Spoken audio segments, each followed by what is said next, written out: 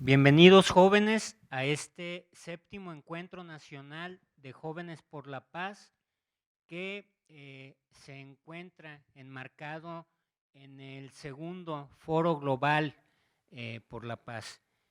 Voy a iniciar presentando a quienes nos acompañan aquí en el Presidium y para dar inicio a este importante encuentro. Está con nosotros el licenciado Irán Valdés Chávez, quien es presidente nacional de CONMAPAS.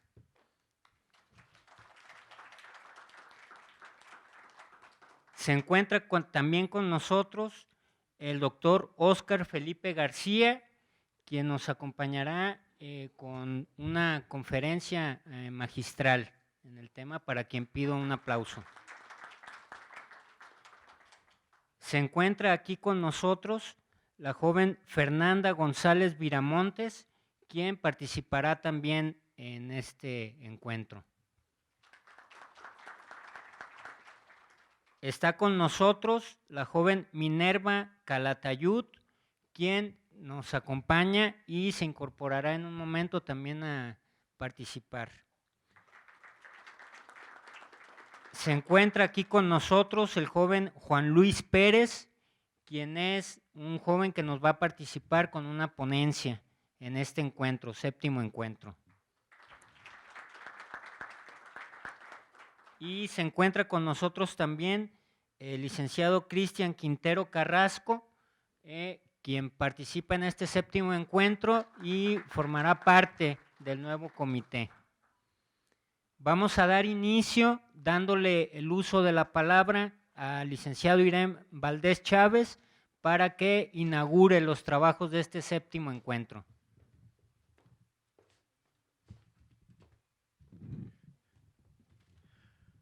Muchísimas gracias, Leonardo Almaguer, por conducir el séptimo Encuentro Nacional de Jóvenes por la Paz. Saludo al doctor Óscar García Felipe. Él es director del Centro Internacional de Innovación Social de aquí del CUSEA. Muchísimas gracias, doctor, por recibirnos en este espacio. Saludo también a Cristian, el nuevo próximo presidente de Jóvenes por la Paz Jalisco, y a los jóvenes del Presidium y por supuesto a todos ustedes. Seré breve para dejarle la palabra al doctor Óscar García Felipe por los tiempos que estamos un poquito medidos por como ya dijo Leonardo Almaguer, por el tema del Foro Global de Cultura Paz. Yo quiero ser breve en el sentido de cómo surge un movimiento de paz de jóvenes hace 25 años, 1994, teníamos la edad de ustedes, había surgido un fenómeno muy grave, un asesinato de un candidato a la presidencia de la República, un movimiento armado al sur del país y las diferentes violencias que se vivían en las diferentes colonias de nuestras ciudades. Esto con el impacto, con la situación de Norteamérica, cómo se reflejaba por medio de las películas en nuestras colonias. Y fue más que nada el movimiento armado lo que nos llevaba a los debates en las escuelas, en la universidad, porque la mayoría de jóvenes se involucraban o se identificaban más bien en un movimiento armado para un cambio social en nuestro país. Nosotros argumentábamos que México ya había sufrido diferentes violencias, diferentes movimientos, diferentes enfrentamientos, cómo después de la independencia de México se soltaron más de 300 revoluciones en diferentes regiones del país. Y así podemos hablar de diferentes regiones de nuestro país, cómo ha brotado la violencia precisamente para buscar un cambio social democrático. Y ese debate nos llevó precisamente a realizar ya el primer Encuentro Nacional de Jóvenes por la Paz en Puerto Vallarta. Tuvimos la sensibilidad y la atinada sensibilidad de hablar de la paz. Posteriormente nos dimos cuenta que había una ciencia que se llama irenología, que no aprendimos en la universidad ni en la preparatoria, que es irenología, la ciencia que estudia la paz. Nos dimos cuenta que también el estudio de la paz también es antiguo como el estudio de la guerra. Nos dimos cuenta que en 1999 se aprueba una declaración de cultura de paz por parte de la UNESCO, de la ONU, y que marcaba prácticamente unos reglamentos de cómo trabajar la cultura de paz. Pero nosotros nos enfocamos más en el tema de la sociedad civil. Así es que nos dimos a la tarea de trabajar por todo el país. Hicimos el primer encuentro, segundo encuentro, bueno, y ahora estamos en un séptimo encuentro nacional de Jóvenes por la Paz, siguiendo prácticamente esta historia. El líder nacional de Jóvenes por la Paz, Óscar Ornelas, les mando un saludo, no pudo él trasladarse para acá. Él vive en la Ciudad de México, pero bueno, hoy nace un comité de Jóvenes por la Paz aquí en Jalisco que va a encabezar Cristian, que ahorita tomáramos protesta. Y bueno, así es como surge un movimiento de paz que hoy, déjenme decirles que hemos propuesto varias iniciativas de ley y una de las más importantes ya se aprobó, es adherir la cultura de paz al artículo 3º constitucional. De ahí se van a derivar varias iniciativas de ley, reglamentos y entre otros proyectos referente a la paz. Y el mensaje prácticamente en concreto es el siguiente. La violencia hoy en México sigue creciendo. Nosotros pensamos que iba a suceder algo grave, pero no a estas circunstancias. Pero sin embargo, la semilla para que cambie este país está en ustedes. Nosotros estamos haciendo un esfuerzo, tratando de dejar una plataforma, tratando de dejar los caminos, los reglamentos o como quisiéramos llamarlo. Pero si no nos unimos nosotros, si no tenemos esa fuerza que tiene la juventud, esos ideales que nosotros estamos reflejando, esa experiencia que sí se puede, ¿en manos de quién puede quedar? Así es que para mí es un honor estar aquí en la Universidad de Guadalajara, yo soy egresado de la UDG, me puedo extender más en la historia de Jóvenes por la Paz, pero para mí es un gusto como fundador de este movimiento y muchos jóvenes que hoy ya son profesionistas, adultos, padres de familia, seguimos trabajando la cultura de paz. ¿Por qué? Porque hablar de la paz no ha sido nada fácil en México. Nosotros hablamos hace 10 años con los gobiernos y no entendían, decían, ¿por qué vienes a hablar de paz si no estamos en guerra? Hoy ya los gobiernos han reconocido este tema y ha sido también por ese activismo que tuvimos, ese ímpetu desde jóvenes que ahora se está reflejando. La lucha por la paz no es para mañana, la lucha para la paz es un camino largo, pero sin embargo tenemos que depositar esa semilla y que mejoren ustedes.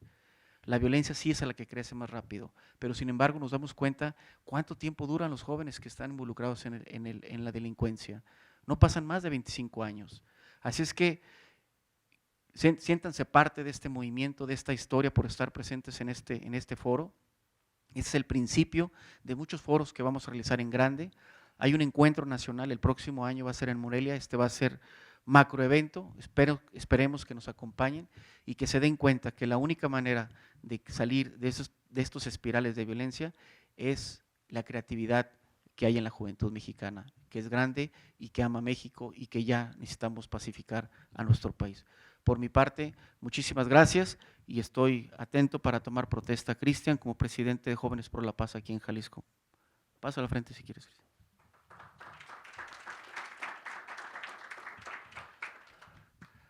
Protestas cumplir y hacer cumplir los acuerdos internacionales de la UNESCO en cultura de paz, los reglamentos y leyes de Comnapaz México y de Jóvenes por la Paz, como presidente de Jóvenes por la Paz Jalisco. Si así lo hicieres, que la sociedad te lo premie, si no, que te lo demande. Muchísimas gracias.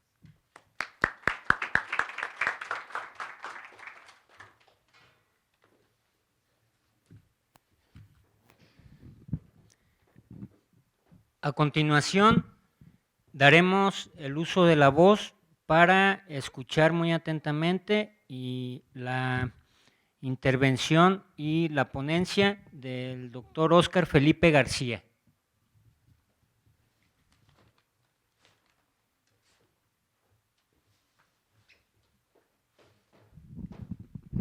Bueno, buenas tardes, ¿no? Que a pesar de la fuerte lluvia que cayó, muchos llegaron, entonces creo que tiene gran mérito este encuentro. Voy a ser breve en mi participación para dejarle la palabra a las personas que me acompañan en el presidium, que sé que tienen historias muy importantes para contar y para transmitirnos, proyectos.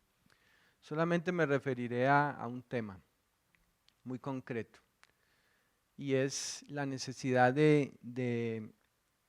nos encontramos, por ejemplo, en un campus de ciencias económico-administrativas donde se forman los gestores, ¿sí? En diferentes áreas del conocimiento, gestores ambientales, gestores de la administración y las políticas públicas, gestores de negocios, gestores sociales, ¿sí? Uno podría pensar qué tienen que ver los gestores o así han pensado durante mucho tiempo muchas personas, ¿qué tienen que ver los gestores con temas de paz? Porque eso pareciese que fuera un tema de psicólogos solamente, o de psiquiatras, o de sociólogos, o de abogados, ¿sí? Y la verdad es que el tema de paz tiene mucho que ver con gestores, pero gestores de la paz, porque hay muchos gestores de la guerra, de la violencia. Voy a contarles brevemente que cualquier proyecto, como el emprendimiento, puede incidir, por ejemplo, sobre la cultura de paz. Y tiene que ver con algo interesante, y es que cualquier emprendimiento que uno haga, sea un emprendimiento de tipo social o sea un emprendimiento de negocios, parte de lo que ustedes ven ahí de una visión, ¿sí? Hay dos elementos que si usted le pregunta cuando hemos hecho estudio de la vida de los emprendedores, usted se da cuenta que hay dos cosas que tuvieron que pasar en la vida de ellos para que ellos emprendieran cualquier cosa en la vida, y es una cosa que se llama, digamos, la visión. Tenían una visión de algo que querían lograr. Por ejemplo, a Ford se le ocurrió que todo el mundo tuviera un vehículo, solo que cuando él lo diseñó, descubrió lo que fue la producción en cadena, entonces hizo puros los vehículos Ford cuando nacieron eran de color negro, pero alguien se imaginó a Ford. Se imaginó a toda la sociedad con un vehículo que pudiesen comprar, que fuera asequible. También alguien se imaginó algún día un parque llamado un parque de Disney, alguien se lo imaginó, un parque de diversiones llamado Disney, tuvo una visión de ese parque, y hoy en día en los Estados Unidos no solo hay uno, sino hay dos, y hay varias, digamos, seccionales, y gente de todo el mundo va a ese parque porque alguien un día se lo imaginó. Le preguntaban a la esposa de él, le estaban dando un reconocimiento y le dijeron, lo único que lamentamos es que no esté su esposo para ver este parque. Y ella les dijo, ustedes se equivocan. Si él no lo hubiera visto, no existiría. Alguien lo vio. Pero también alguien vio un país en guerra. Alguien vio un país, una sociedad, cómo sacarle provecho a una sociedad en guerra, en conflicto. Cómo vender armas, por ejemplo, para poder desestabilizar una sociedad, y a partir de desestabilizar esa sociedad hacer toda una gestión de la guerra. Cómo traer empresas para que pudiesen contratar mano de obra barata en condiciones de miseria, y esa persona gestiona no la paz, gestiona la guerra, porque salarios de miseria con hartas horas de jornadas laborales han contribuido a la desintegración de las familias, a que muchos de los miembros de la familia en América Latina tengan que salir a trabajar, ha contribuido inclusive al trabajo infantil, y eso es gestionar la guerra y gestionar la muerte. Pero hay otra cosa que tiene que pasar en la vida de una persona para que se pueda gestionar la paz, por ejemplo, y cualquier emprendimiento. Tiene que haber sensación de urgencia. ¿Qué es la sensación de urgencia? Hubo un accidente en los Alpes, hubo un accidente de un equipo que venía a una competencia y se caen en zona donde había hielo, o sea, una montaña llena de hielo. Y hay muchas historias y muchas conferencias motivacionales que se han construido a partir de esa historia. Y ellos quedan atrapados. Esa historia es muy, muy fuerte porque para sobrevivir ellos tuvieron que comer parte de la carne de algunos de sus compañeros que estaban allí para poder sobrevivir, algunos. Pero lo que cuenta el personaje es que en un momento alguien de ellos estaba escuchando en el radio, estaba escuchando que dijeron, ya no los encontramos, vamos a suspender las búsquedas de los cuerpos, y ellos estaban vivos escuchando eso, y todos se aterrorizaron dentro del avión partido, y hubo uno de ellos, el líder, que se puso en pie y dijo, bueno, en este momento, a partir de ahora, somos afortunados, y él dijo estas palabras, démosle gracias a Dios, dijo, y todo el mundo lo miró como perplejo, pues usted cómo va a agradecer en un momento de tanta dificultad, porque a partir de este momento solamente sobrevivir y salir de aquí depende de nosotros mismos. Ya no podemos esperar que nadie haga algo por nosotros, depende de nosotros mismos. Así que en ese momento se paró y se pararon y taparon un boquete que le había quedado al avión. Y dice que pasaron 5 minutos y se desprendió parte del hielo de una montaña, es decir, si ellos no hubieran tomado acción, el hielo los hubiera tapado vivos, ¿sí? Entonces así es el emprendimiento es colocar a las personas en acción. en decir, está bien, jóvenes, a ustedes les ha tocado una vida difícil, de violencia para algunos, de escasez para otros. Quizás para otros no tienen escasez económica, pero tienen otro tipo de escaseces emocionales. De pronto sus padres no han estado lo suficiente con ustedes y entonces hay muchas excusas que uno puede determinar esperando que alguien haga algo por uno para no hacer nada en la vida. Pero uno puede determinar colocarse en acción. Pero para eso tiene que tener una visión de futuro. Si ustedes vienen a la universidad pensando que la universidad va a hacer algo por ustedes, que los maestros van a hacer algo por ustedes y quejándose solamente que si no hacen algo por ustedes, entonces por culpa de ellos que ustedes no van a lograr sus metas, pues ustedes comenzaron mal. Porque ustedes tienen que venir a la universidad, tienen que emprender sus sueños pensando que ustedes se van a comprometer con su proyecto y que aunque van a encontrar personas difíciles y personas que quizás los van a decepcionar, ustedes determinan hasta dónde llegan con sus metas y con sus sueños. Vamos a ver ejemplos de jóvenes que están en las mesas, que están luchando con tipos de emprendimiento social, que lo único que nos ayuda es a saber de que si nos ponemos en movimiento podemos conseguir grandes cosas. Entonces, esta gestión, ¿me ayudas por favor? Tiene a otro tema que no alcanzaré a abordar aquí, es el liderazgo y la ejecución. Y ese liderazgo comienza en la juventud, comienza cuando 2 o 3 o 4 o un joven con un sueño en mente se pusieron en movimiento y pusieron en movimiento grandes cosas para bien o para mal. ¿Me ayudas continuando? ¿Hay alguien allá arriba que me ayude? O yo con este, ¿no? Siempre.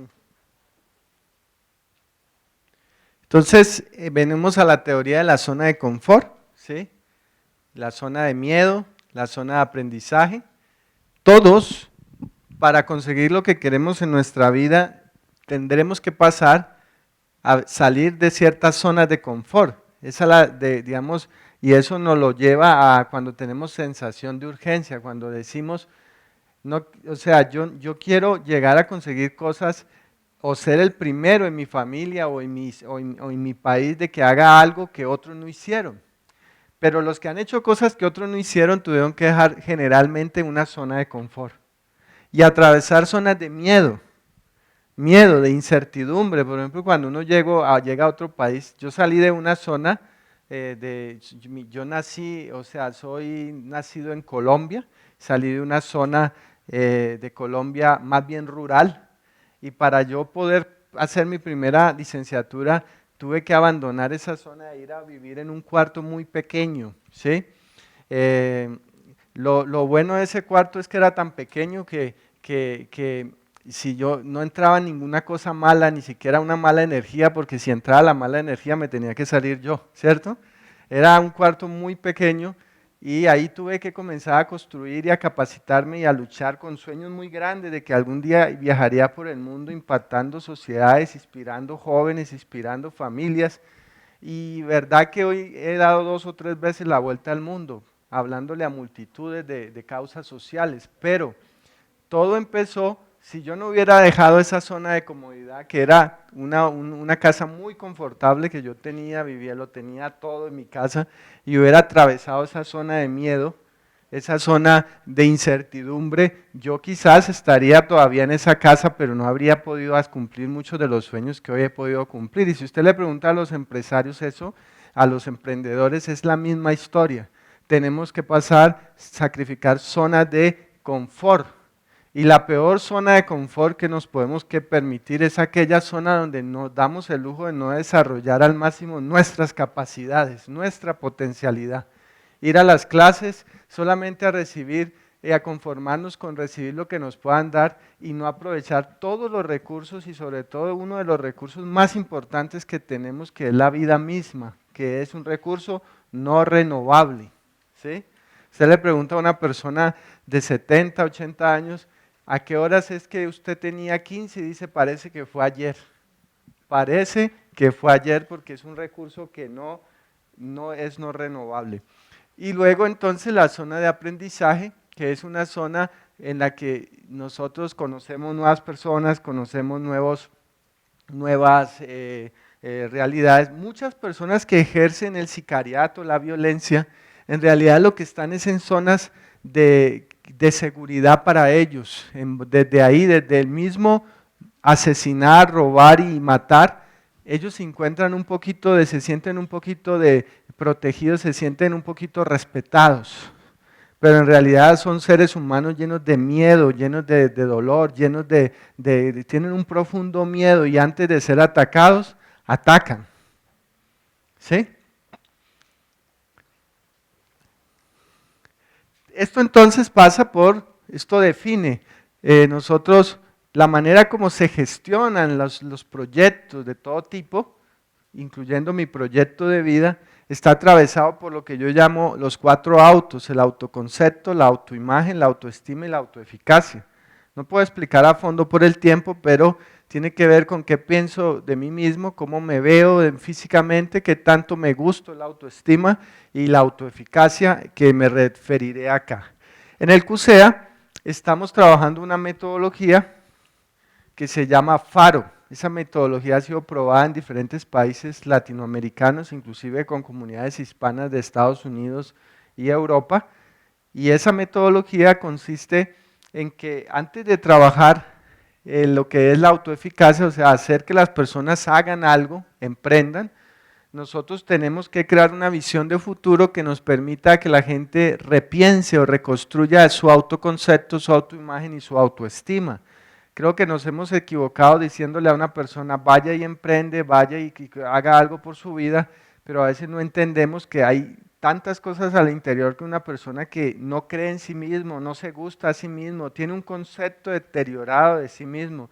La razón por la cual algunos jóvenes de algunos países sueñan en ser aviadores o en ser líderes y otros sueñan en lavar los aviones o lavar los carros, tiene que ver con una serie de discursos que ellos tienen de sí mismos, que sus familias les han contado, que sus contextos les han contado de lo que significa ser colombiano, ser mexicano, ¿sí?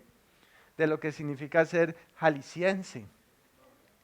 Entonces es necesario comenzar con una reconstrucción de autobiografías. Hay un estudio muy interesante que acabo de conocer, que se hizo en Colombia, de cómo, por ejemplo, jóvenes que consumían drogas o estaban involucrados con problemas de violencia, cuando cambiaron sus redes con las que tenían contactos, o sea, el grupo de amigos y el grupo de redes con las que tenían contactos, y esa red les obligó a contarse otras historias diferentes a las historias que se contaban desde el miedo y del temor, disminuyeron significativamente el consumo de droga y las prácticas delictivas. ¿Eso qué nos dice? Que si cambiamos los discursos, podemos cambiar la vida de las personas.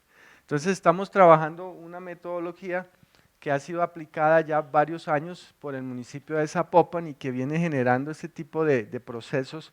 Ustedes van a oír hablar de programa Neurona, escucharon algunos hablar de Zapopan Rifa, y hacia otros países está recibiendo otros nombres esta aplicación, y no es otra cosa de que nosotros tenemos que tener una visión del futuro que queremos crear, ¿sí? Del futuro que queremos desarrollar, y a partir de ahí podemos transformar muchas realidades. Pero ¿esto qué implica? Chicos, nadie puede hacerte sentir inferior sin tu consentimiento, ¿sí? A menudo me gusta hablar mucho con los niños, y un niño le digo, tú eres una persona talentosa, y el niño me dice a menudo, eso no es lo que dicen mis amigos de mí, y le digo, no importa lo que digan tus amigos de ti, lo que importa es lo que tú pienses de ti mismo, ¿sí? Y uno aboca las historias de hombres como Thomas Alva Edison, quizás el más grande inventor y creador que tuvo el siglo pasado, que fue expulsado de su escuela porque simplemente fue calificado de retraso mental, ¿sí? Entonces la historia nos llena de esto, pero hay un tema importante que voy a precisar y con el que voy a cerrar, lo que es un liderazgo para el desarrollo, lo que tenía acá. Miren, ¿qué es un liderazgo para el desarrollo? Nos hemos dado cuenta de que hay organizaciones que trabajan con los jóvenes, que trabajan por la paz, pero que su acción no libera el desarrollo. Lo que hicimos, acabo de terminar una investigación por 10 años que hice principalmente entre dos contextos, un estudio comparado entre Colombia y México. y desde Colombia y México ahorita se va a comparar otros países, pero 10 años de investigación estudiando personas afectadas por la violencia, principalmente niños y jóvenes, y estudiando organizaciones que atendían o que atendían a estos jóvenes, organizaciones llamadas aquí en México centros de asistencia social, llamadas organizaciones del Estado, en México se llama DIF, en Colombia se llama ICBF, llamadas por ejemplo escuelas públicas que atendían a estos jóvenes. Y comenzamos a estudiar cuál había sido la influencia de esas escuelas en la vida, en el bienestar, en el aspecto emocional y psicológico y social de estos jóvenes. Y infortunadamente encontramos hallazgos muy dolorosos. Encontramos que las escuelas reproducían relaciones parecidas a las que habían reproducido los carteles de la droga, las organizaciones criminales. Es decir, un joven se involucraba con un cartel criminal como el cartel de Medellín o como el cartel de Sinaloa, que fue alguno de los jóvenes que entrevisté acá, que habían tenido algún vínculo con el cartel de Sinaloa u otros carteles, y lo que pasaba es que esos carteles se convertían en familias sustitutas, como lo sabemos para estos jóvenes. O sea, el jefe del cartel es un padre para ellos, que les ha dado un lugar. Por ejemplo, a mí un niño de la guerrilla de las FARC me decía que le estábamos dando todas las condiciones para que dejara las armas y entrara a un programa de educación infantil, y luego el gobierno le daba hasta si él quería estudiar medicina, podía llegar a estudiar medicina, pero el niño le decía a la institución, yo quiero regresar a la guerrilla. ¿Y por qué quiere regresar a la guerrilla? Porque es que en la guerrilla de las FARC yo era alguien, yo daba el tiro de gracia, yo aquí no soy nadie. O sea, eran instituciones vaciadas de proyectos, no tenían un liderazgo para el desarrollo. Eso fue lo que me inspiró a mí a desarrollar Faro, ¿sí? Que creíamos que teníamos que partir de reconstruir desde la autobiografía un proyecto distinto, una visión de futuro. La Universidad de Guadalajara, el próximo año, desde el Centro Internacional de Innovación Social, estaremos lanzando un proyecto latinoamericano gigantesco que se llama Visión de Futuro, donde estamos buscando que multiplicadores y líderes nos ayuden, todos los líderes activistas nos ayuden a llevar un mensaje a las organizaciones de una cosa que tenemos que superar, que sale de esta investigación, que yo le llamé teóricamente el vampirismo social. ¿Qué es el vampirismo social? Está publicado en un capítulo de la doctora Teresa Prieto, pero ahorita sale en otro capítulo de un libro que estaremos publicando más desarrollado, y es el vampirismo social. Es como nuestras organizaciones y nuestros liderazgos, en vez de ayudar a los jóvenes a desarrollar su potencial, los instalan en relaciones que en última lo único que están haciendo es reproducir lo mismo que hacen las organizaciones criminales, pero en el nombre de la legalidad, ¿sí? Y es eso que tenemos que superar, y ese es el mensaje que yo le pido hoy a ustedes y a los activistas jóvenes que están acá, que me ayuden a llevar, porque también nos hemos equivocado desde las instituciones. Nosotros tenemos que traer a esos jóvenes y desarrollar todo su potencial, pero no al servicio de las instituciones, porque muchas crean un vampirismo, como que las instituciones les hacen creer que les deben la vida y que necesitan quedarse ahí pagándole toda la vida lo que hizo, y no que simplemente nosotros somos facilitadores para que otros sigan el camino así como nosotros recibimos de otros. Entonces tómense en serio sus carreras que están estudiando, ayúdenos a construir desde la ciencia, desde el conocimiento, desde la práctica, desde el liderazgo, caminos para el desarrollo. No es cierto que un joven de México no pueda ser presidente, no puedan ser los líderes mundiales, no es cierto que México no pueda ser una potencia mundial, y es lo que nos han querido hacer creer, que América Latina es menor. ¿Y por qué si América Latina es menor? Hay países de todas partes del mundo queriendo enviar jóvenes acá a aprender el español y atender las lógicas de América Latina. Le voy a decir por qué. Porque América Latina es el futuro del mundo. Porque en 2050 el español ya es la tercera lengua más hablada, y en el 2050 se ha estudiado que casi al menos el 45% de la población de Estados Unidos, si no se detiene el crecimiento que hay ahora, que es lo que están tratando de hacer, será latina.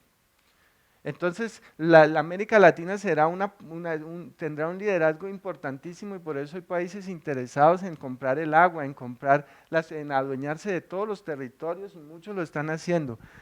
Y eso lo van a poder hacer si no se levanta un liderazgo juvenil capaz de decir, nosotros no nacimos solo para lavar los carros y los aviones, no porque eso sea indigno, porque eso es una profesión digna, sino porque también nacimos para ser líderes de impacto mundial, también nacimos para producir ciencia y tecnología, también nacimos para hacer grandes transformaciones. Quizás desafortunadamente hemos canalizado la energía y nuestro potencial en actividades criminales y delictivas, porque hemos dado a luz líderes de talla mundial que han puesto en jaque al mundo desde la violencia, pero ¿qué tal si toda esa energía se canaliza para exportar científicos, para exportar emprendedores, empresarios, para exportar hombres de ciencia y hombres sociales que transformen el mundo? Entonces, eso primero, ¿quiénes nos lo tenemos que convencer? Nosotros. Y ese es el mensaje que yo les vengo a traer y que vengo llevando no solamente por América Latina, sino por todo el mundo. Y para eso no se logra solo con carisma, ni con motivación, ni con buena actitud. Para eso necesitamos conocimiento y necesitamos ciencia y evidencia, ¿sí? ¿Y eso qué significa? Con esto termino, significa que necesito estas ideas que tenemos llevarlas a un proyecto basado en la evidencia. Los que me conocen saben que yo hablo mucho de eso. ¿Por qué? Y eso se llama innovación social. Innovación social es la manera como resolvemos los problemas, pero que no se queden ideas, buenas ideas, porque si se quedan buenas ideas no va a trascender. Se tiene que esas ideas perfilar, y para perfilar necesitamos conocimiento, necesitamos, una idea es más que una ocurrencia afortunada, representa una realización de un diagnóstico que identifica vías de solución. Eso es una idea. Y eso implica un conocimiento preliminar, un conocimiento de estudio, qué está pasando, por qué está pasando. Sí, escuchar algunas voces, algunas investigaciones, escuchar la epidemiología, las causas, los determinantes, pero también implica perfilar esa idea. ¿Qué significa perfilar esa idea? Significa reunir información secundaria y pertinente, ¿sí? Que asimismo se evaluarán todas las alternativas descritas desde la idea con el propósito de descartar algunas, o todas si fuera el caso, y determinar en cuáles de ellas es necesario adelantar estudios más profundos y detallados. Por eso ustedes vienen a una universidad, porque ustedes están creyendo, quieren conocer información un poco más científica y más sistemática para poder ir a dar un aporte un poco de más impacto y de más eficacia que el que haría otra persona. Por eso se tienen que capacitar para que le den fuerza a sus proyectos, a sus sueños, ¿sí? Y en ese orden de ideas, entonces, resolver temas cruciales como qué se hará, sobre qué se hará, dónde se hará, ¿sí? ¿Cuál es la ruta? Y por ende, salieron muchos enfoques que no alcanzaría a decirles, entender esto como un sistema, porque sabemos que a las organizaciones se entran una serie de insumos, incluyendo personas, ese es el enfoque de sistemas, pero pueden transformarse. Es decir, una organización le puede hacer bien a una persona o puede transformarla de manera negativa.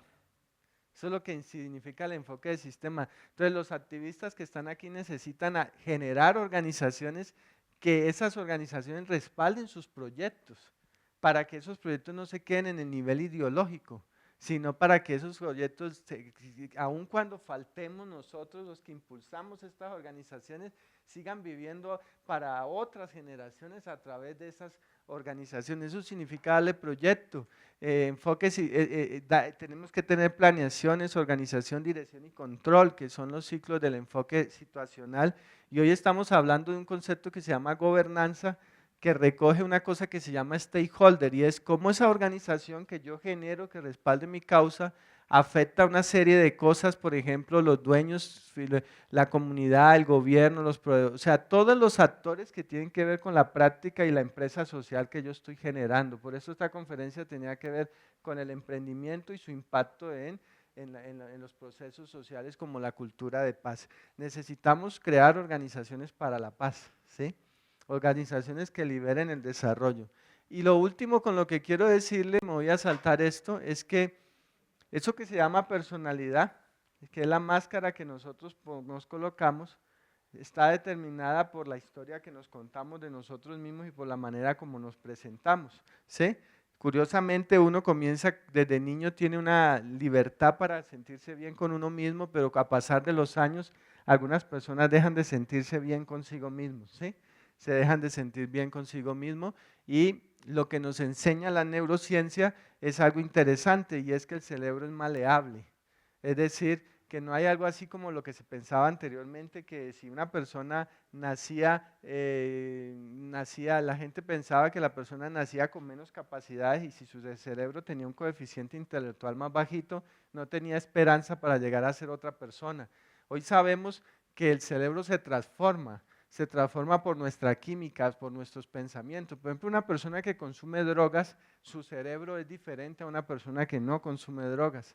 Igual, una persona que consume tristeza, que tiene un estado emocional inadecuado, que no tiene una salud emocional, entonces su cerebro tiene un comportamiento distinto. Inclusive puede estar muy afectada, muy inmunosuprimida que una persona que tiene un estado emocional distinto.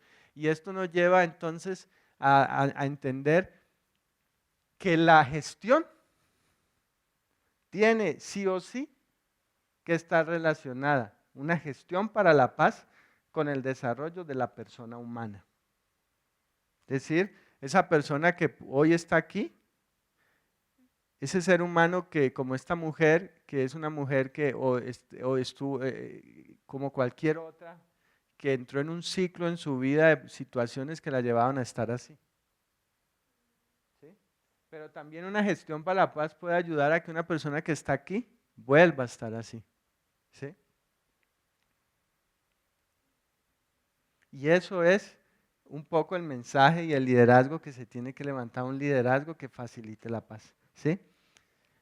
Eso es lo que le quería decir, y le dejo la palabra a mis compañeros. Muchas gracias por escucharme este tiempo, y agradezco profundamente a los chicos que están aquí, que estoy seguro que son líderes para la paz. Muchas gracias.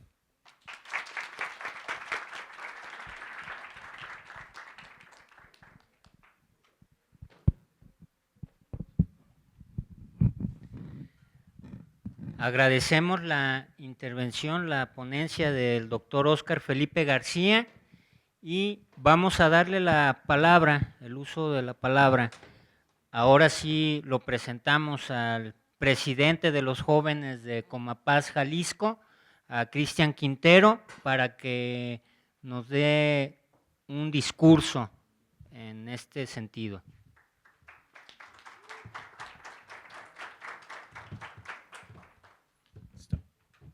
Hola, ¿qué tal? Paz no es solo una meta distante que buscamos, sino un medio por el cual llegamos a esta meta. Frase de Martin Luther King. Y con esto le doy las gracias y las buenas tardes por presentarse aquí. Yo sé que el clima pues, no nos ayudó mucho, pero agradezco que ustedes hayan aguantado. Eso habla, también a los ponentes les doy las gracias. Eso habla también a todos y cada uno de los jóvenes amigos que tengo aquí. Agradezco enormemente que se hayan presentado, porque más allá de hablar de la amistad que tengo con algunos de ustedes, es notable el compromiso y la preocupación que tenemos por solucionar y fomentar la cultura de la paz en nuestro país. Agradezco enormemente su presencia, pero vamos a tocar el tema, ¿qué es la paz? Porque más allá de las definiciones que hemos escuchado a lo largo de este Foro Global de Cultura por la Paz, entendemos una de ellas como un estado de bienestar, tranquilidad, estabilidad y seguridad, utilizando las diferentes herramientas existentes como medio de solución de conflictos. El Foro Global de Cultura por la Paz se centra en temas relacionados al desarrollo y transformación del tejido social, colocando como filtro la familia y utilizando como principal apoyo las diferentes herramientas y programas que el gobierno y las asociaciones civiles ponen a nuestra disposición. Cabe resaltar el apoyo y trabajo incansable de estas asociaciones civiles, hoy convocadas en pro de la paz, por ser el primer contacto con las familias jaliscienses. Es por lo que el día de hoy se convocó a la juventud estudiantil, a la sociedad en general, a este 7º encuentro de jóvenes por la paz. Y qué mejor que en este espacio tan importante, que reúne los requisitos de un foro en el cual convergen las ideologías y pensamientos más innovadores, ya que uno de los principios en la Universidad de Guadalajara es la divulgación de la cultura. Y en este caso, divulguemos la cultura de la paz. Por lo que es idóneo comenzar con estos foros en los centros de formación educativa, tanto públicos como privados, entablando un trabajo constante, enfocándonos como tal en sembrar, regar y cosechar la cultura de la paz en cada uno de nosotros. Ahora bien, es también destacar que este foro se encuentran representados los jóvenes trabajadores, académicos, empresarios, políticos, líderes sociales, profesionistas y quienes representan a nuestro gobierno. Y por esa razón, no podemos ir indiferentes a esta causa. Esta pluralidad nos motiva a seguir fomentando la cultura de la paz, entendiendo que la paz es un estado de tranquilidad en el ser humano y en nuestra sociedad. Puntualizo, hoy tenemos la oportunidad única, nosotros los jóvenes, de generar la historia que participe en el cambio por generar herramientas que nos conduzcan a la paz en esta sociedad. Exhorto a cada joven a participar de manera activa y abierta en esta cultura de paz, en nuestros hogares, en nuestras aulas, en nuestros barrios, en cada lugar, con el objetivo de que se reconozca el valor de paz como un mecanismo que nos permita llegar a la tranquilidad de nuestro entorno. Con esto es breve, es una bienvenida, le doy las gracias y les dejo la continuidad con los ponentes que van a estar aquí apoyándonos. Gracias.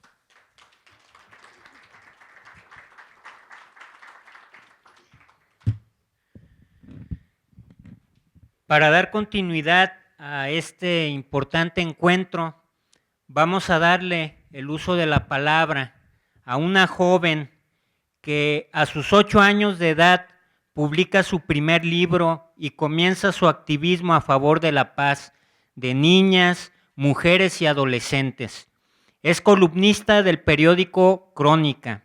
Ha escrito 3 libros, lo que la han llevado a representar a México en otros países del mundo.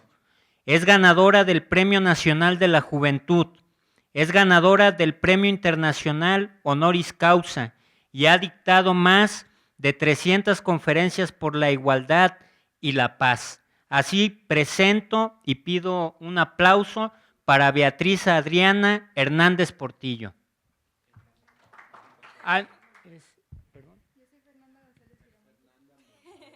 Bueno, disculpen, me confundí un poquito. Para Fernanda González Viramontes.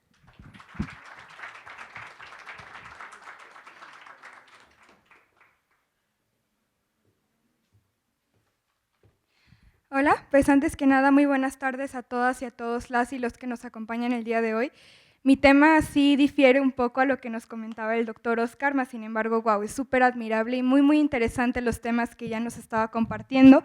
Y como ya mencionaba, hoy me gustaría hablar acerca de algo muy importante. Como ustedes ya saben, estamos en este espacio para poder compartir ideas y para poder promover soluciones que por supuesto nos lleven a tener relaciones más justas dentro de nuestro entorno. Y por ello, el día de hoy hablé de un tema un poco polémico, pero muy importante. Es decir, la importancia que tiene las formas en las que se relacionan hombres y mujeres con un enfoque especial hacia el medio privado, también conocido como la familia. Y es que, ¿saben? En la actualidad yo creo que hablamos mucho de paz, pero realmente nadie está educando para ello. El propósito de esta corta ponencia que vengo a exponerles es que a partir de hoy realmente eduquemos para la igualdad. Porque, ¿saben? Cuando logremos educar por la igualdad, estaremos educando para la paz y así vamos a dar un salto increíble para por fin poder alcanzarla. Hoy en día las discusiones de esta temática, como ya les estaba diciendo, son un poco polémicas. Y bueno, no hace falta decir que no son nada nuevo. Podemos encontrar distintos debates en el espacio privado y por supuesto también en el público, y la necesidad de estos surge a partir de una problemática que como sociedad no hemos sido capaces de resolver. Y este foro es muy relevante para realmente construir una relación justa y de paz. Y para esto es muy necesario saber que necesitamos lograr un cambio de equidad real entre hombres y mujeres. Y para esto, lo primero que tenemos que hacer es una reflexión y una comprensión consciente de quienes nos rodean, pero por supuesto también autoconsciente de las formas en las que nos estamos relacionando.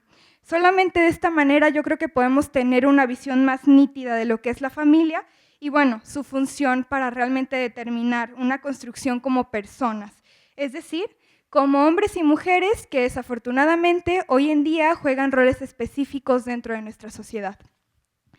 Primero, para poder entender de qué estoy hablando con esto de la estructura familiar, me gustaría hablar acerca de la estructura y de esta manera poder tener una interpretación un poco más clara. Y con estructura me refiero a un agrupamiento de sujetos en espacios propios destinados a reproducir ciertas conductas. Lo primero que tenemos que entender es que sin sujetos no hay una estructura. Absolutamente todos los sujetos somos mediadores y actores sociales. Todos contribuimos a formar parte de una estructura social y esta construcción colectiva, a su vez, llega a condicionar al sujeto. Y esto, condicionándolo y limitándolo, por supuesto, colectivamente, llegando a que cuando hablamos de estructura, pues también estemos hablando de límites que nos construyen, que nos crean un destino social. Entonces, en pocas palabras, la estructura y el sujeto dependen uno del otro. Y estos mismos generan costumbres y hábitos que tenemos muy, pero muy interiorizados y que ejercemos en muchas ocasiones de forma inconsciente. En pocas palabras, estos pilares han sido construidos históricamente en su mayoría por hombres y en función para ellos, culturalmente. Por mencionar algunos ejemplos, echando un vistazo retrospectivo a lecturas feministas más o menos de los años 70, podemos ver que en lo que refiere a las conductas, una de las conductas, más marcadas en ese entonces y sorprendentemente también hoy en día, que seguimos replicando como si nada, las trabajadoras domésticas, ya les mencionaba durante estos años, debían reconocerse como un sujeto social crucial, en la premisa de que la explotación de su trabajo, que evidentemente pues era trabajo doméstico y por lo tanto era asalariado, y que las relaciones desiguales de poder, y todo esto pues realmente sin poder alzar la voz, realmente sin tener la oportunidad de estar en un modelo que realmente les pudiera dar la oportunidad de aspirar a otro estilo de vida. Desafortunadamente, y como mencionaba, lo grave de esto es que hoy en día todo sigue siendo igual y nada de lo que les estoy mencionando ha cambiado. Seguimos bajo este modelo patriarcal que nos rige no nada más desde el trabajo doméstico no remunerado, sino, y como ustedes seguramente sabrán, en todas nuestras esferas sociales, y con esto por supuesto también me refiero a la pública. Es decir, seguimos bajo una desigualdad a tal grado de todavía toparnos como mujeres con salarios menores por ejercer los mismos trabajos que los hombres, con techos de cristal a la hora de estudiar un trabajo que no sea considerado como dentro del sector feminizado. Y esto nada más por mencionar algunos ejemplos. Podemos entender entonces que nuestro modelo o nuestra función de vida está determinada y destinada a ser de esta manera. Y por lo tanto, hablamos que dentro de esta estructura social de la que ya les estaba hablando, es una estructura patriarcal y es una estructura, pues, infortunadamente desigual, que por supuesto, pues, otorga algunos privilegios a los hombres y a las mujeres nos deja dentro de un segundo plano, con la necesidad de buscar más oportunidades externas para poder posicionarnos como mujeres. Un ejemplo claro y rápido con el que ustedes seguramente se identificarán son los roles que se ejercen dentro de la familia tradicional, la apropiación que tiene el hombre sobre la mujer y regularmente también sobre su entorno familiar. ¿Y saben? Algo muy importante y clave dentro de esta breve ponencia es saber que tenemos que darle un énfasis, por así decirlo, a la estructura familiar, porque de todas formas, de todas, en las que podemos cambiar realmente el mundo, y aunque también observemos, como ya se los decía, el sexismo dentro del ámbito público, no hay ninguna parte más importante que lo que se da dentro de nuestra vida privada, como ya les decía, también conocida como nuestra familia. Hoy todavía tenemos mucho por trabajar, tenemos todavía una idealización romantizada de los roles que se tienen que ejercer dentro de la familia. Inconscientemente, y aunque no lo crean, también resulta ser funcional para la superestructura también conocida como capitalismo. No olvidemos que la familia es una estructura que ya socialmente todos vamos aceptando y que concebimos de una forma pues prácticamente natural, por lo que a su vez va directamente a ser destinada el modelo de todos los cuerpos sociales. Y con esto me refiero a que en pocas palabras la familia es como una pequeña escala de un modelo de la sociedad y un reflejo de la misma, evidentemente. A partir de aquí podemos entender que la familia y este modelo funcional que tiene sobre la sociedad tiene un objetivo y que pretende lograr el control social, moral y que por supuesto pues, nos enseña a sentir y a relacionarnos como personas. Bien lo menciona Bell Hooks en un libro muy interesante que se llama El feminismo es para todo el mundo, Una cultura de dominación habla básicamente de un grupo mayoritario de personas que gradualmente son socializadas para ver la violencia como un método aceptable de control social. Ahora, podemos entender la familia dentro de este modelo funcional como una familia tradicional y, como ya les mencionaba, pues funcional para el sistema. La familia reproduce aspectos o ideologías morales que, como ya les decía, pues surgen a partir de un modelo que desafortunadamente suele ser patriarcal.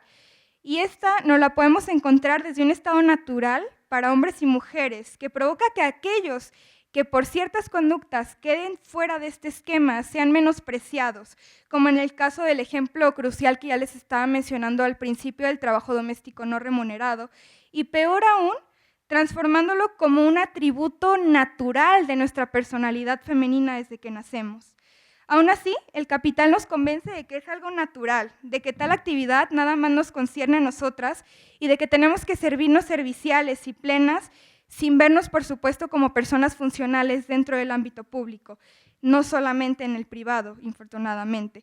Y esto se debe principalmente a que nosotras las mujeres, desde que nacemos, y no hace falta decirlo, naturalmente, entre comillas, nos encargamos de las personas vulnerables de la familia, dícese niñas, niños, bebés, enfermos o adultos mayores. Incluso podemos ver cómo el sexismo, es decir, pues las relaciones de dominación que por lo regular ejercen los hombres sobre las mujeres, se revela al interiorizar la idea de que nosotras somos las únicas capaces de cuidar y de alimentar. Y todo esto bajo una idea que se basa en el principio de la maternidad y de la sensibilización de nosotras las mujeres. Cuando se habla de trabajo doméstico, nos hacen creer que no es un trabajo. Y a negarle este carácter, nosotras las mujeres ya damos por hecho que forma parte de una estructura predeterminada prácticamente para nosotras. Pero ¿saben? Como ya les decía, esto no se acaba aquí. Vivimos en una realidad en la que el género opuesto en su mayoría ha sido destinado al espacio público y la mujer al espacio privado, y por supuesto, esto tiene mucha influencia dentro del ámbito familiar. ¿Cómo? Pues mientras el hombre labora y reproduce todo esto del capital, la mujer genera la fuerza de trabajo, y de no ser así, pues culturalmente se ejerce violencia en contra de ellas. Este rol o esta estructura familiar es sumamente importante. Y bueno, no podemos dejar a los hijos atrás al final de cuentas. Dentro de este modelo familiar, pareciera que los hijos no somos individuos autónomos. Se nos ve sin la capacidad de realmente entender el mundo y de enfrentarlo. Básicamente es como si fuéramos nada más personas en la etapa de llegar a la adultez y ahí se queda. Entonces aquí me pregunto, ¿qué pasaría si yo, Fernanda, hubiera nacido en una familia con estos valores? ¿Saben? Yo creo que lo más seguro es que no estaría aquí parada el día de hoy. Y a pesar de que es posible cambiar este modelo, la diferencia sexual no es algo biológico como debería de serlo, de las diferencias biológicas que sin duda tenemos como hombres y mujeres. Le estamos dando más bien diferentes interpretaciones y la misma se encuentra en cambios constantes, aunque ustedes no lo crean, negativos, por cierto, y que son cambios que por supuesto modifican las relaciones de nosotros como seres humanos en la actualidad. Entendiendo todo esto que es importante, pero que como ya he mencionado ha quedado muy fuera de la cultura familiar y política y que tampoco se ha sido realmente escuchado para que pueda generar este desarrollo social tan importante, lo seguimos dejando como un dato íntimo entre la familia y estamos ignorando esta falta de conocimiento que inconscientemente afecta al sujeto. Tanto que apenas se oye hablar un poco por ahí dentro del ámbito político y por supuesto es casi completamente ignorado dentro del ámbito educativo, escolar, en las escuelas, como ya les decía, y por supuesto también dentro de nuestras familias. ¿Y cuál es el resultado? Un desequilibrio en las responsabilidades, derechos y obligaciones, por cierto, de hombres y de mujeres. Esto me hace pensar en la veracidad de la identidad de las personas, e incluso ya llegamos un poco a un dilema. Identidades en las que cierto género tiene una posición privilegiada y, bueno, le da más valor al trabajo que genera, pero por supuesto que las consecuencias no nada más son para nosotras las mujeres. El hecho de ser rudo para los hombres ya se ha convertido como algo pues, que no es para nada objetivo, ¿no? Por mencionar algún ejemplo, y la delicadeza se ha llegado a menospreciar por supuesto generando un continuo proceso de discriminación social también para ellos. Así, le podemos comenzar a dar a estos hechos cotidianos una limitación de experiencias humanas también para los hombres. Y es muy difícil darnos cuenta de que esta cultura no debería de seguirnos pareciendo como algo absolutamente normal, porque nos acostumbramos a costumbres y a rituales sin la posibilidad real de experimentar otra cultura, otra forma de vida y por supuesto de posteriormente vivir los beneficios de la misma. Tomando todo lo anterior en cuenta, entonces es fundamental saber que este desarrollo y esta concientización de la educación de familia es muy, muy importante, teniendo como referencia la creación de la desigualdad social entre hombres y mujeres, principalmente dentro de este medio. Partiendo de este punto, rápidamente la familia tradicional es un aspecto natural o biológico y se sigue justificando el fomentar la desigualdad de géneros. A los niños, les menciono algunos ejemplos con los que, reitero, seguramente se van a identificar. Se les inculca formas sutiles pero sumamente impuestas, porque cuando uno es niño varón le regalan juguetes que fomentan su virilidad. Pelotas, carros de policía, de construcción, juguetes que requieran rudeza y que requieran fuerza física. Y en cambio, si un niño juega con una muñeca, es visto como un atentado contra su identidad, contra su orientación sexual. Se les llama hasta, ¡ay, qué marica!, ¿no? O hacen referencia a que es una niña, cuando realmente el jugar con una muñeca es un ejercicio de paternidad, ¿no? Entonces, en cambio, los juguetes con los que nosotros las niñas jugamos, pues por supuesto refuerzan la feminidad. Y estos roles de que jugar a la mamá, la cocinita, la plancha, la maestra, entre otros, que no reflejan nada más que una actitud servil. Y es entonces cuando hablamos de las diferencias de hombres y de mujeres y nos damos cuenta de cómo es que están siendo reflejadas en nuestra sociedad para realmente cuestionarnos estos procesos tan importantes y tan ignorados de socialización. Estos mismos que continúan bajo un matiz muy marcado y muy estereotipado y en el que persiste la intolerancia y la falta de respeto hacia estos grupos de la población que al final de cuentas forman parte de la mitad del mundo. Es increíble. Así nos dan un contexto social, un contexto político predominantemente discriminatorio hacia nosotras las mujeres. La sociedad en estas categorías distintas, ya casi para concluir, y en absolutamente todo lo que vivimos, nos determina qué es lo legítimo y qué no lo es, qué es lo sano y qué es lo insano, qué es lo legal, qué es lo ilegal, qué es lo correcto, qué es lo incorrecto, qué es lo bueno, qué es lo malo. Y a partir de estas divisiones creadas por la misma sociedad, culturalmente las sociedades funcionan, crean, persisten y cambian.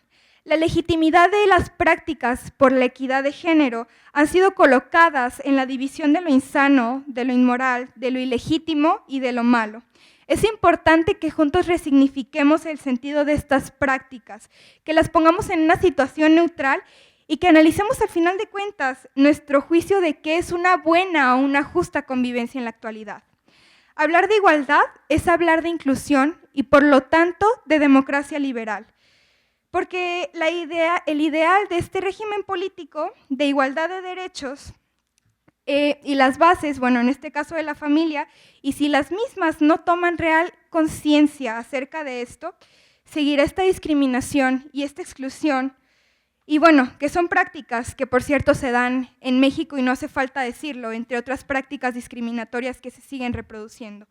Si tan solo pudiéramos cambiar estas prácticas y evitar esta separación y esta distinción de tratos de inferioridad absurdos por motivos no nada más de género, sino también por lo que seguramente expondrán mis compañeros más adelante, es decir, medios de discriminación racial, religiosos, políticos, de personas que cuentan con ideales distintos, entre otros, realmente lograríamos llegar a un punto de no descartar ni negar la posibilidad de ninguna persona en ningún medio.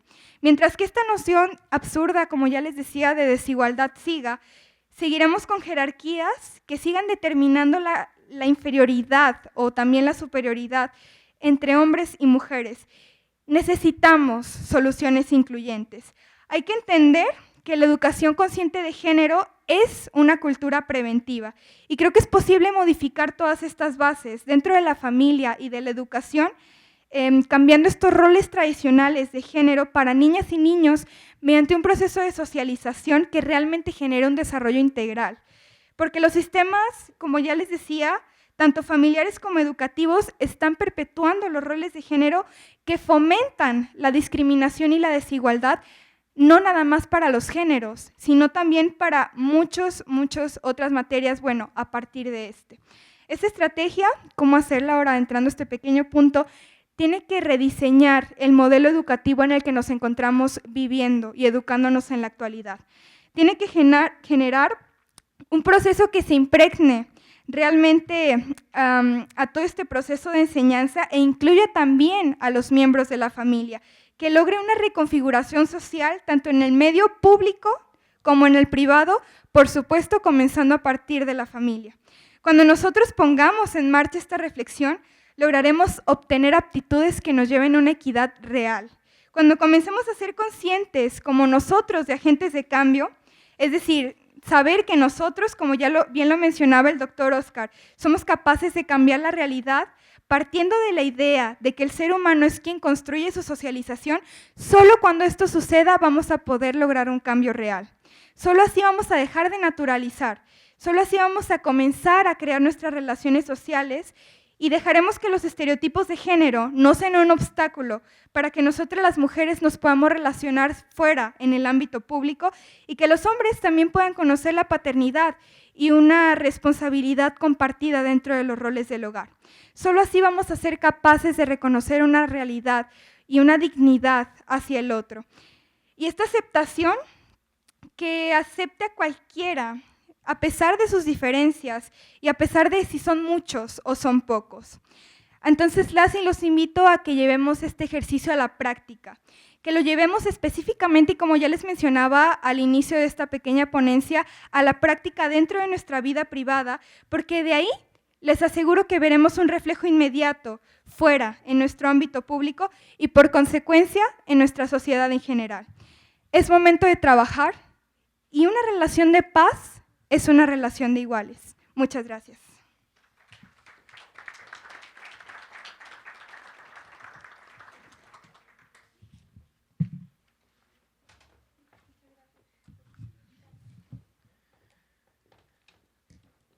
Muchas gracias a Fernanda González, muy ilustrativo lo que nos honró en participar, ¿no?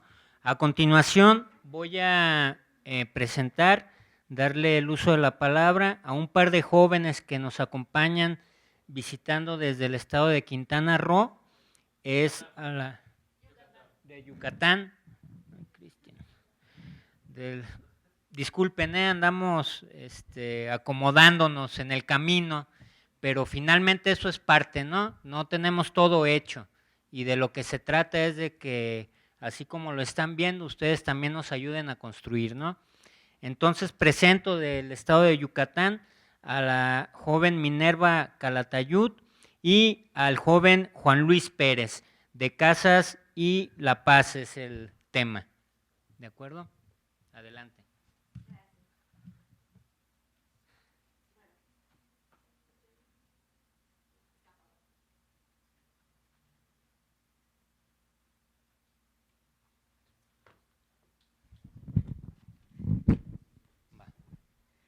Gracias.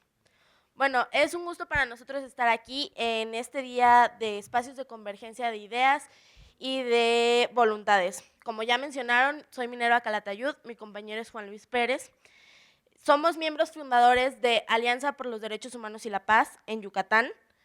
Y bueno, sí, somos bastante jóvenes. Juan se acaba de licenciar de Ciencias Políticas, yo estudio Psicología.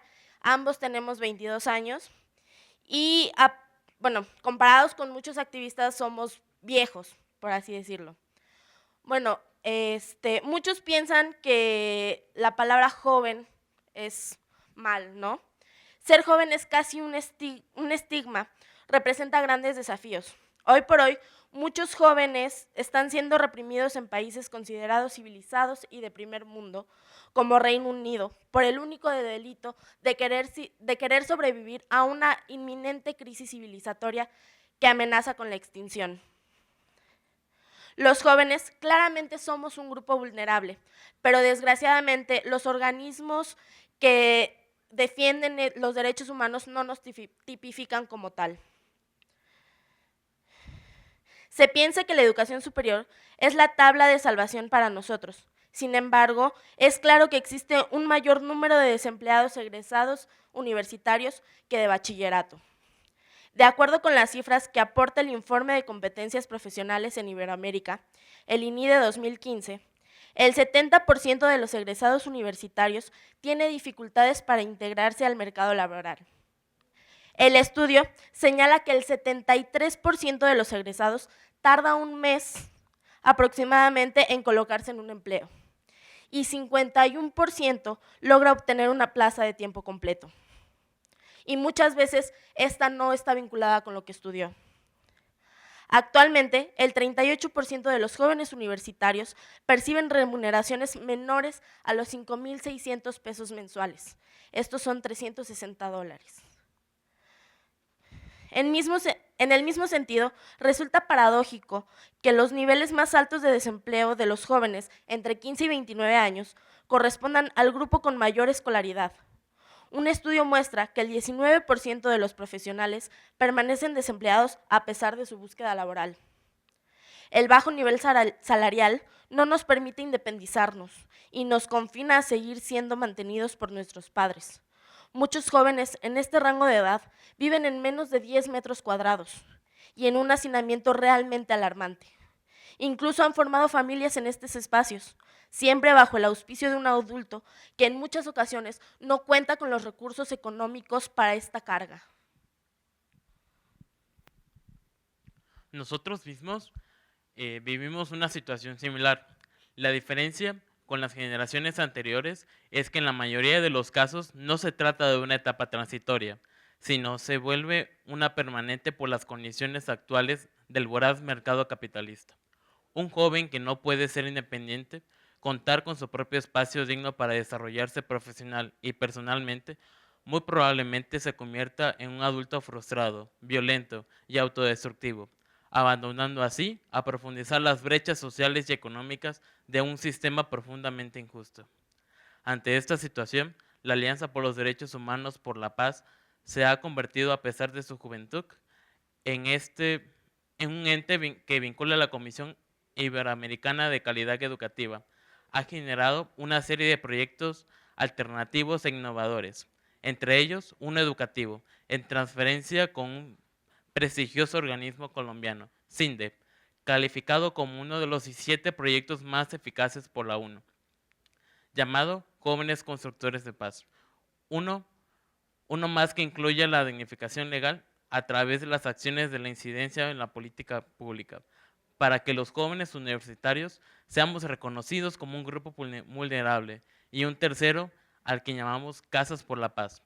En este proyecto, que busca dar vivienda digna a los jóvenes que están formando su familia y no pueden independizarse sin generar hipotecas impagables a largo plazo, porque en realidad, sin prestaciones, jubilaciones o estabilidad laboral, comprometerse a un crédito de esta naturaleza es un suicidio financiero. Con la construcción sustentable y ecológica, buscando el menor impacto y minimizando la huella de carbono. Para poder llevar a cabo este proyecto, nos hemos convertido en ingenieros, arquitectos, albañiles, ecólogos, jardineros, plomeros, electricistas, gestores y mucho más. Actualmente, el proyecto se encuentra en la construcción prototipo en un terreno facilitado en la comisaría de Chichisuárez, en la zona conurbada de Mérida. En este terreno de 900 metros cuadrados, estamos construyendo una vivienda mínima de 50 metros por 9 de largo y 5 metros de ancho y 3 metros de altura, que incluye una estancia, cocina abierta, un baño y habitación.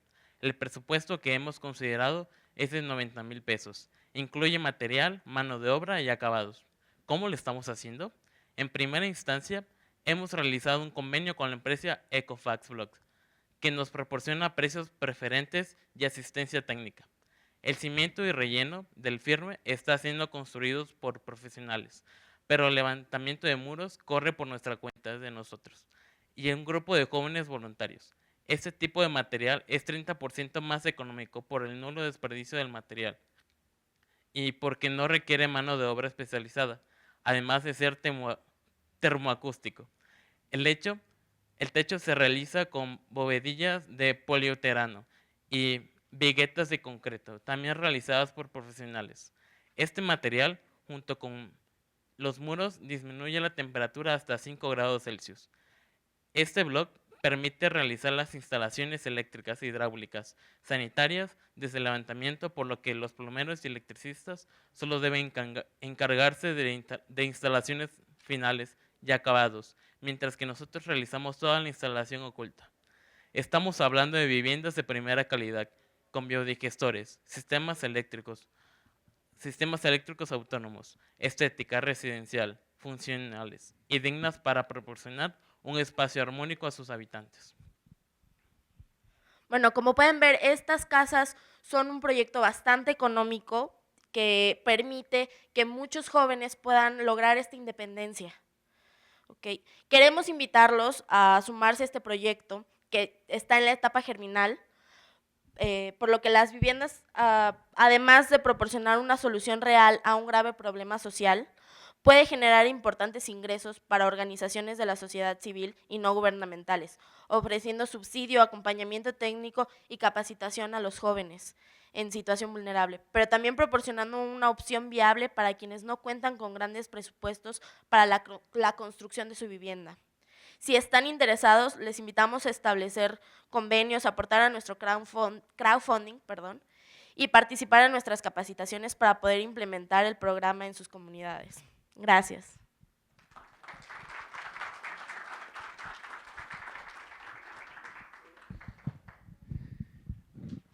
A continuación, vamos a darle el uso de la palabra a una joven que nos acompaña, la licenciada Sandra Araceli Aguirre Mombela, y con esta intervención empezaríamos a dar por concluido este encuentro, ¿no?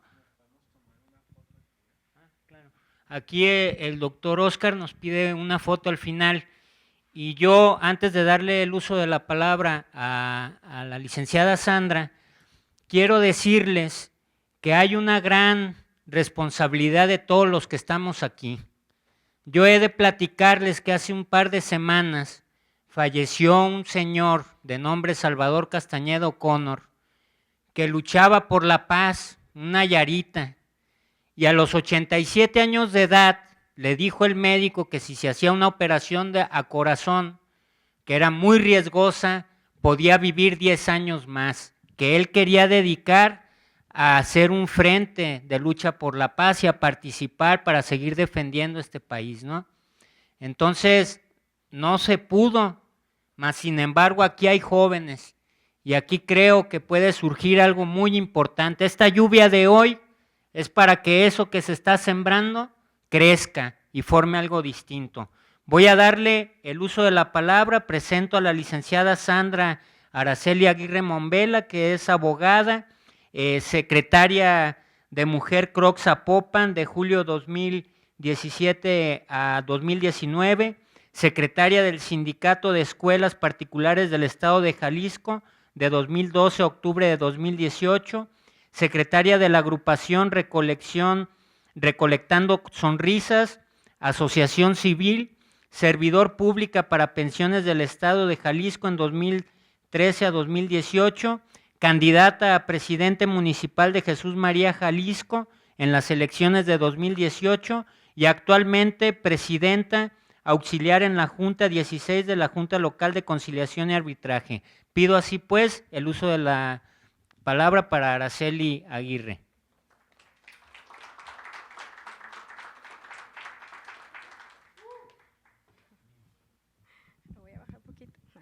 Buenas tardes a todos. Agradezco la invitación a este foro tan importante que lleva por nombre Cultura de la Paz. Antes que nada, me da mucho gusto ver la asistencia de varios jóvenes Y quiero iniciar mi discurso con estas palabras. La paz no puede mantenerse por la fuerza, solamente puede alcanzarse por medio del entendimiento. Quiero platicarles que yo pertenezco a una agrupación que se llama Proactívate Jóvenes CRO Jalisco, la cual está integrada principalmente por jóvenes que emanamos de la Central Obrera CRO Jalisco, quienes laboramos en diferentes sectores económicos, que nuestra principal preocupación es fomentar la igualdad entre los hombres y mujeres, para que en conjunto logremos una estabilidad económica, así como un desarrollo personal en la sociedad. En Proactívate, nuestra misión es el generar mecanismos de solución de conflictos en los ámbitos laborales, sociales, políticos y culturales, siempre buscando la igualdad de oportunidades entre nuestros agremiados y sus familias. Entendemos la importancia y la gran responsabilidad que tenemos al conseguir la tranquilidad para los trabajadores.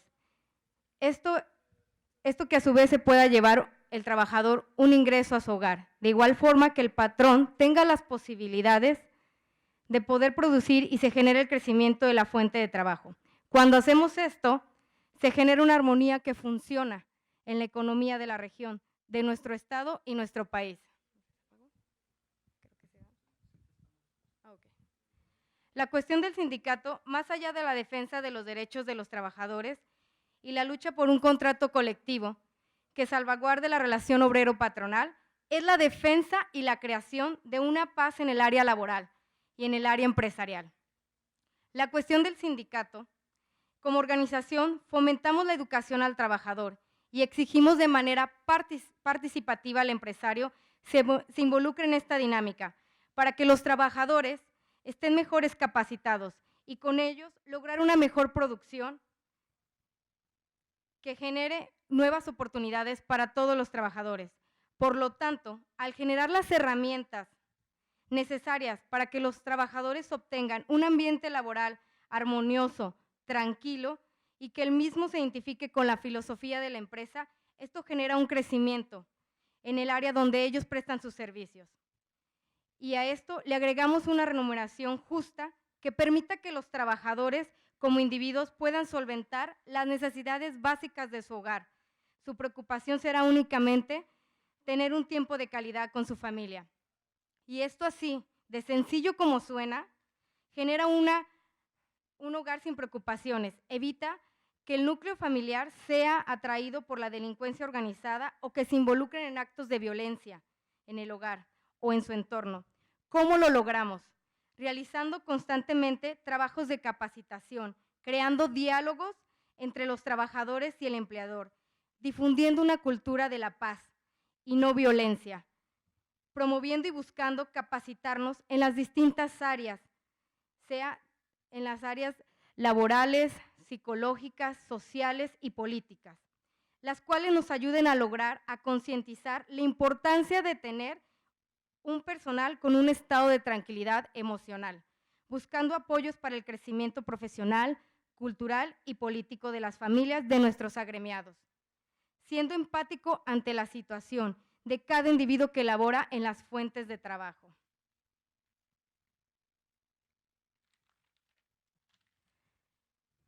¿Por qué entendemos la importancia? Porque entendemos la importancia y el valor del núcleo familiar en una sociedad. Es por ello que buscamos la realización de convenios y el desarrollo de proyectos que nos llevan a lograr difundir una cultura de paz, en conjunto con la sociedad en todos sus ámbitos sociales, así como lograr generar acuerdos con diversas asociaciones civiles, con el propósito de crear la unión entre los diversos sectores productivos, generando conciencia de la importancia y entendimiento de fomentar una cultura de paz, comprometiéndonos a ser una voz representativa de la juventud. Alcemos la voz, compañeros, que no solo quede en un discurso con palabras redundantes, que cada palabra lleve consigo acciones. Hoy por hoy los jóvenes necesitamos ser más proactivos. Dejemos de ser indiferentes a las necesidades de nuestra sociedad. Es nuestra obligación difundir todo lo que escuchamos en este foro. Es nuestro deber cívico. La paz es el estado de tranquilidad al que tenemos derecho todos los individuos en una sociedad.